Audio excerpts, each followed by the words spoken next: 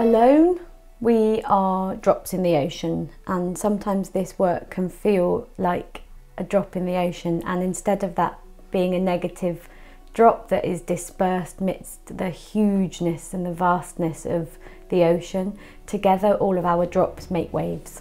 I'm Ches Dunford and I'm a theatre maker, musician and community artist. I heard about the camps a couple of years ago and felt like I needed to offer something to support the crisis.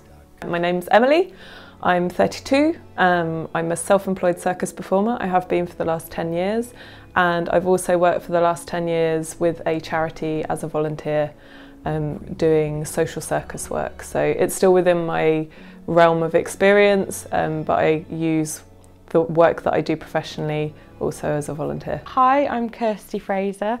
I'm one of the co-founders and trustees of People in Motion, which is a small charity that sends aid and volunteers to refugee camps within Europe and the Middle East. I worked with the youth service, so we offered activities using circus and music to bring some joy into the space. So on Christmas Day we performed a fire show with live music, and that was followed by a huge dance party and bringing some merriment as a way of providing an alternative to the reality of that space.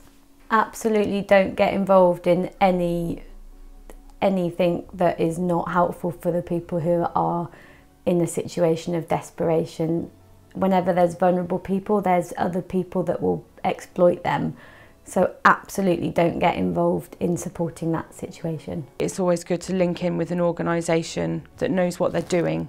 And yes, independent volunteers are vital. However, we are talking about independent volunteers who are extremely experienced and have had years of experience, and they don't just work in isolation, they also work with the organisations. The main safeguarding issue is not necessarily about you as a volunteer, it's about actually how your actions impact people in the camps. So I've taught, doing a poorly thought out aid distribution can be really, really difficult. If you are not treating people with dignity and respect, you can have a real impact on them and their self-worth. If you're doing things like taking photographs, I don't know, would you want your photograph taken if you were at your worst? Would you want people taking photographs of somebody trying to help you? I think it's demoralising, and I think that it can be dangerous. We're talking about safeguarding of people, taking photographs of refugee children, not appropriate. Posting them online everywhere, it's also not appropriate. There's lack of consent. The information that you give to migrants is crucial that it's right, otherwise you're misdirecting people. So it's really important as a volunteer that you're clued up on what is the right information, and if you don't know, then just say I don't know, so that you're not infiltrating into a false hope for people who are in a situation of desperately trying to leave or in limbo.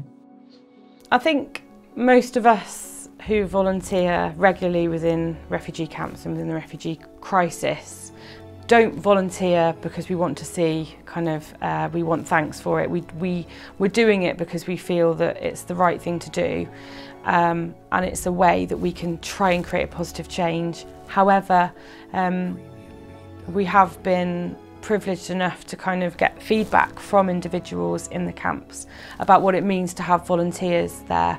And I think for people living in camps, I think having a regular volunteer team from different organisations signals that someone cares and that they're not forgotten. It can signify safety and hope for people. I use an invisible vest that sort of protects me as a volunteer in experiencing trauma and stress and confrontation and difficult, potentially emotional scenarios.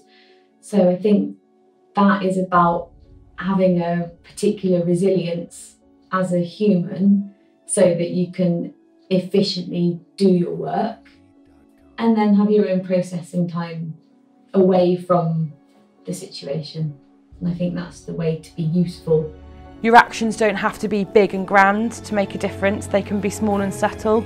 But if lots of people are making small and subtle actions or acts of kindness and they're all combined, it can make a real big difference. So that was something that had a huge impact on me, because I then take that attitude to lots of other things within my life that I notice and that I see within the local community and things like that.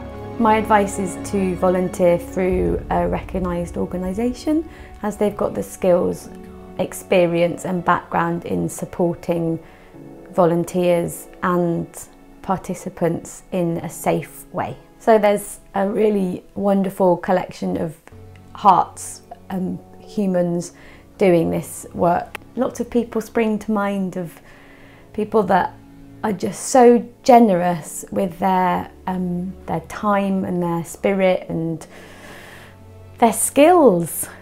And there's a lot of really selfless acts of kindness happening to support this work. It's really important when you're volunteering to A, look after yourself, and B, look after the people around you.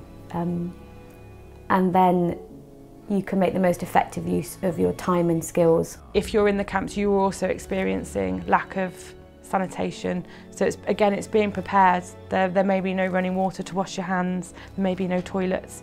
So planning ahead. You can minimise the risks of volunteering in a refugee camp with planning and understanding and knowing where you're going and what you're doing. It's really important that we're operating in teams so that we can support each other and keep each other safe and well, and to have some people that you can talk to about what you experience afterwards, and to look after each other when you're out delivering. And it's the same wherever, you know, safety in numbers. I don't think I'd be who I am now if I hadn't travelled to those places, met those people, had those experiences, been inspired by them. I think the more you can understand about other people and the way that they live, the difficulties they might have faced, the different ways that they approach things, I think if you can have that understanding, the bigger that understanding is, the better for everyone.